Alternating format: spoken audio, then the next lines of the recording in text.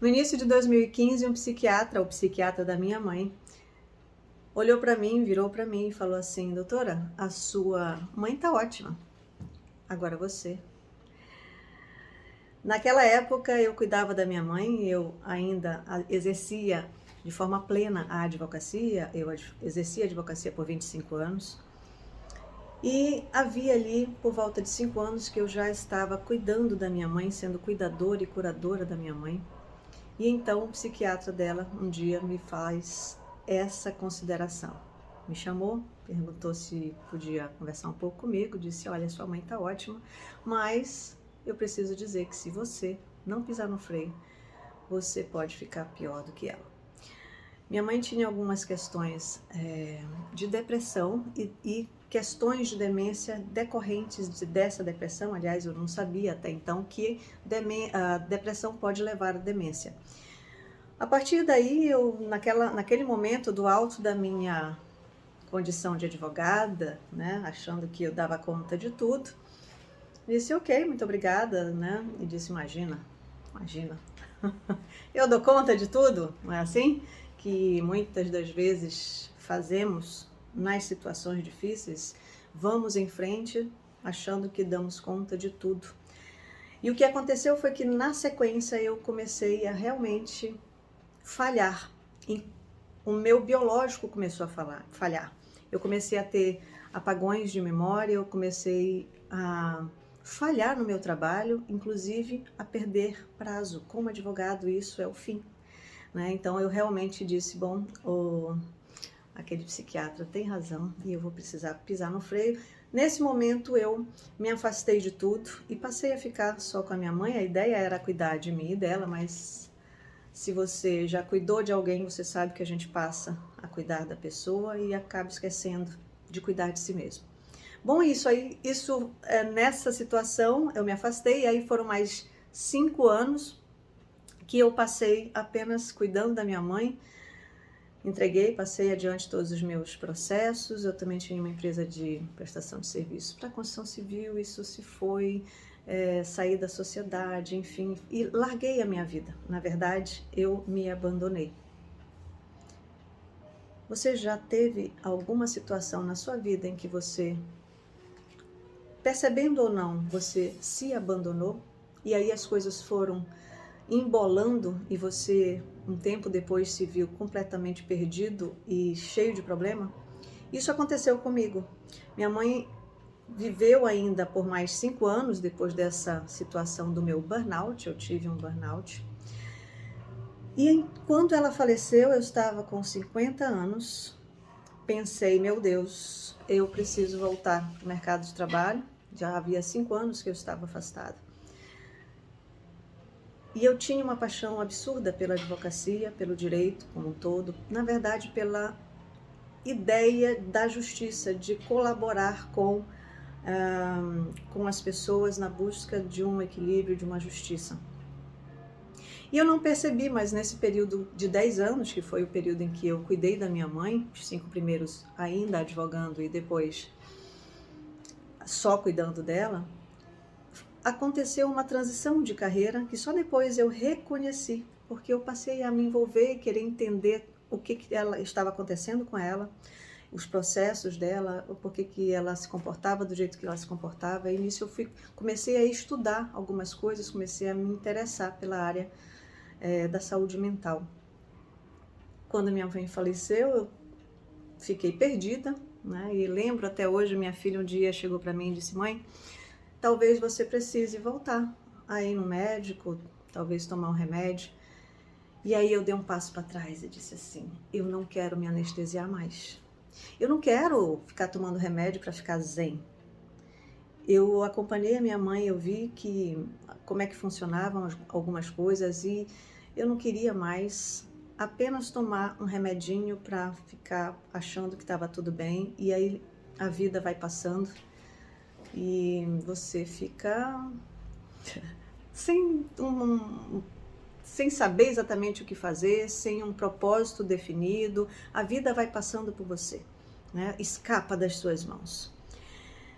E aí eu comecei a estudar cada vez mais. Eu disse: eu não vou mais me anestesiar, eu quero entender o que está acontecendo comigo.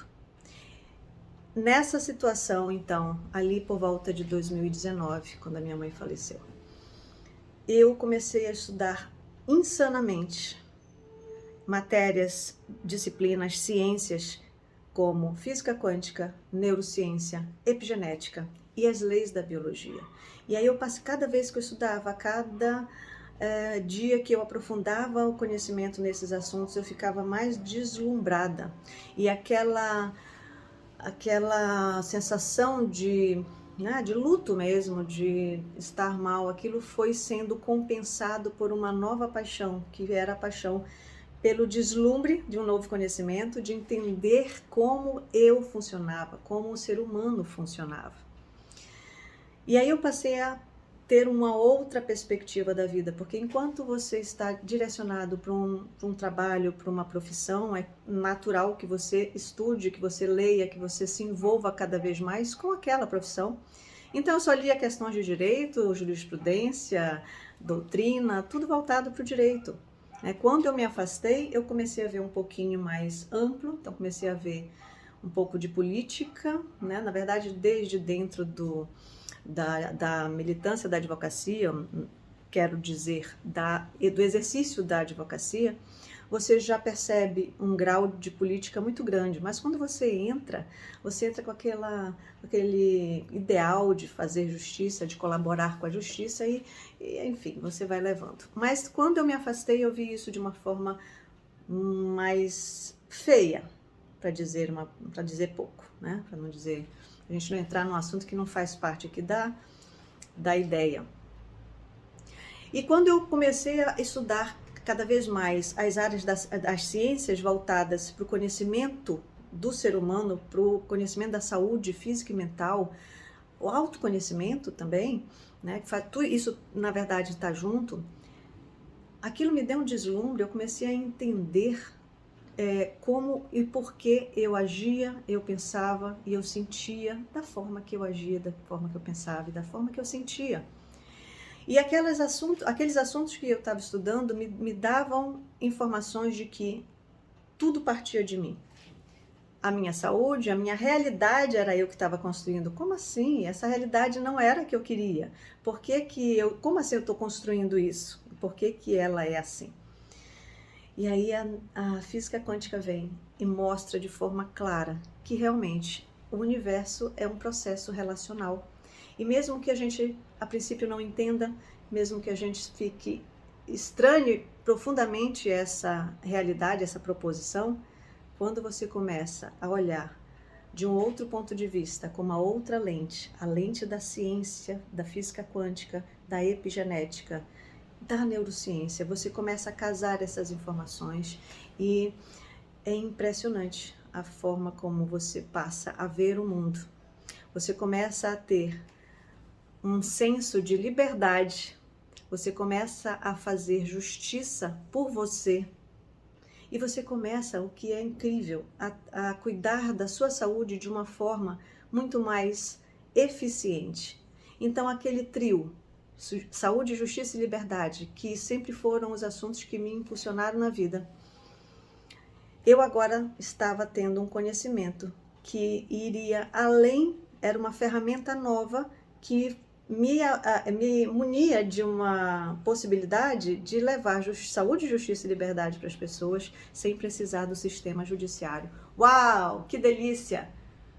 Sim, porque você sabe que se você entra com um processo na justiça, você corre o risco de morrer e não ter um resultado ainda. Aquilo ali vai ficar rolando por anos. Então, quando você entra com uma questão no judiciário, você, na verdade, está cultivando aquela relação, aquele processo, e você mantém ali, se é um problema, se é uma questão que nos deixa angustiados, você vai estar nutrindo essa angústia, de certa forma.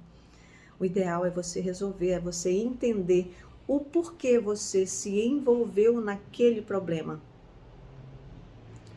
Porque se você leva isso para uma questão dentro do judiciário, e você vai arrastar esse problema, você vai continuar tendo um atrito com isso.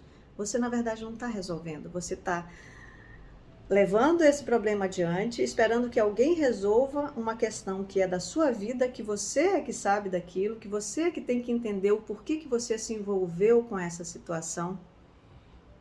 E a física quântica e a epigenética vem e nos diz que você faz parte da sua realidade, que você interfere, que quando você observa, você pode, não só você pode, você inevitavelmente faz parte dessa realidade. Você, o observador, determina aquela realidade.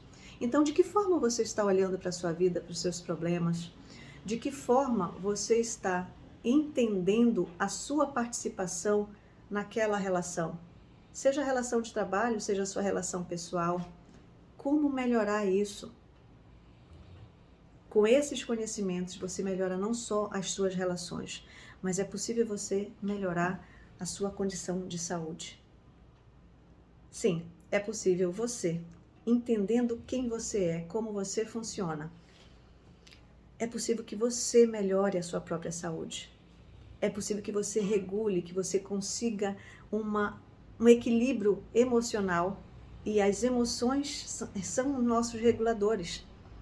Tudo que a gente vê, tudo que a gente ouve, tudo que a gente vive, o meio ambiente interfere nas informações que o nosso cérebro capta. Essa informação ela é jogada de um lugar para o outro dentro do nosso cérebro. Esse outro lugar vai transformar essa informação em uma neuroquímica que vai informar o seu corpo como o seu corpo tem que agir.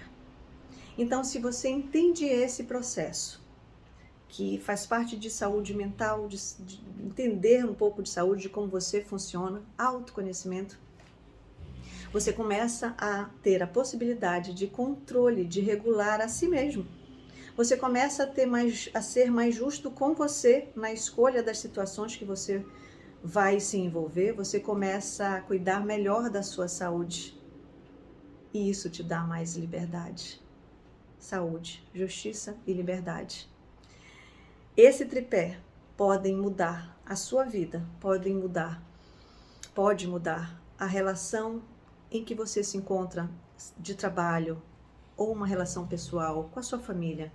A forma como você se comporta, como você se relaciona com a sua realidade, faz diferença no resultado que você tem. Nos resultados de relacionamento, nos resultados profissionais, nos resultados com tudo. Faz diferença na sua realidade. Escolha melhor, portanto, aquelas informações que você está captando. Os lugares onde nós vamos, as músicas que ouvimos, tudo o que está acontecendo ao nosso redor contém informação. A informação, a vibração informacional, ela é captada pelas nossas 30 trilhões de células. Cada uma dessas células tem anteninhas que captam as informações do meio. E essas informações, elas são captadas, são interpretadas pelo cérebro, que joga aquela neuroquímica para o nosso comportamento acontecer. Então, quando a gente não cuida, quando a gente não entende isso, né? Primeiro que para cuidar você precisa entender. E se você não entende, não cuida, e aí quem é que cuida? Você fica solto no seu ambiente, você fica à mercê de todas as informações que chegam até você. As grandes indústrias sabem disso, a indústria farmacêutica sabe disso, a indústria alimentícia sabe disso, e elas usam essas informações para manipular as suas escolhas. E aí a gente volta, quanto mais autoconhecimento, quanto mais você entende da sua saúde, você ganha uma liberdade maior. Então, meu convite para você hoje, se você sair daqui hoje apenas entendendo que quanto mais você conhece de si mesmo, quanto mais você entende como você mesmo funciona, você não precisa ser um médico, você não precisa ser um pesquisador, mas existem informações importantes, fáceis de compreender com uma explicação razoável de como você funciona. E aí você vai ter o controle, um pouco mais de controle sobre quem você é, sobre a sua vida, sobre como você pensa, sobre como você permite que o ambiente influencie na sua realidade. Então eu deixo um convite para você. Pense diferente. Pensamento é a linguagem do cérebro e os sentimentos são a linguagem do corpo. O seu pensamento, as informações que você coloca no seu cérebro, de forma consciente ou inconsciente. Quando a gente está distraído, a gente também está captando as informações e é por isso que é importante selecionar pessoas, ambientes, músicas. Então você tem mais controle. Eu vou contar uma história para você, uma informação científica interessante. Você sabia que o nosso cérebro, ele não sabe diferenciar o que é real do que é imaginário? Quando nós passamos por uma situação, uma experiência real, alguma área do nosso cérebro se acende. Mas se essa realidade, essa situação, em vez de real, você estiver deitado e você imaginar que está passando por essa situação, a mesma região do cérebro vai se acender. O que isso quer dizer? Quer dizer que o cérebro não sabe o que é real e o que é imaginário. Ele reage da mesma maneira. O que isso importa, Ana? Isso importa para você entender que você pode criar o seu futuro com o seu pensamento, com a sua imaginação. Einstein já dizia, imaginação é mais importante do que o conhecimento. Porque o conhecimento, ele é um registro do seu passado. O conhecimento, quando a gente tem um conhecimento novo, acontece uma sinapse, acontece a união de neurônios, sinapses. É um registro do passado, fica registrado. Nós temos memórias de coisas do nosso passado. Todo conhecimento, tudo que eu estou falando aqui para você é um registro do passado. Eu estudei isso, ficou registrado no meu cérebro. E hoje eu estou aqui falando para você. Mas eu quero construir um novo futuro, inclusive é por isso que eu estou aqui.